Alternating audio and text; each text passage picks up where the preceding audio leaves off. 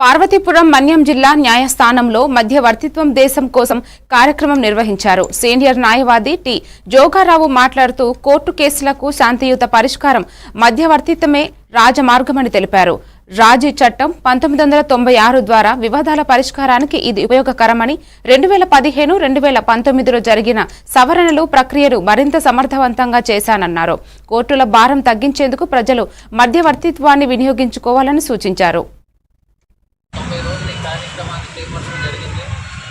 ఇది మండల న్యాయ సేవా కమిటీ ఆధ్వర్యంలో ఈరోజు కార్యక్రమాన్ని హైకోర్టు అలాగే సుప్రీంకోర్టు వారి ఆదేశానుసారం ఈరోజు కార్యక్రమాన్ని నిర్వహించడం జరిగింది. అయితే ఇక్కడ మధ్యవర్తిత్వం అన్నది ఇవాళ కొత్తగా ఉన్నది కాదు.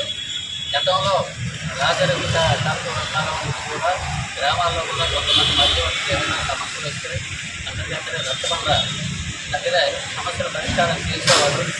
కానీ రాను రాను దానికి చట్టబద్ధత లేకపోవడం వల్ల ఒకవేళ దాన్ని రేపు నిరూపించుకోవాలి, వాళ్ళిద్దరూ ఈ రకంగా అవగాహన వచ్చారు, రాజీ పడ్డారని చెప్పడానికి చట్టబద్ధత లేకపోవడం వల్ల ఇవాళ సుప్రీంకోర్టు వారి ఆదేశాల ప్రకారం జాతీయ స్థాయిలో అలాగే రాష్ట్ర స్థాయిలో న్యాయ సేవా సంస్థలు ఈ దిగువ స్థాయిలో ఉన్నటువంటి కోర్టులు కూడా ఆదేశాలు ఇవ్వడం వల్ల ఈరోజు ఈ మధ్యవర్తిత్వానికి ప్రాముఖ్యత.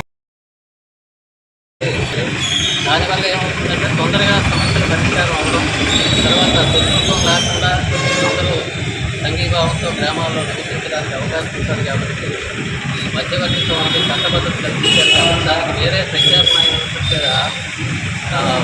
అధికారులని అలాగే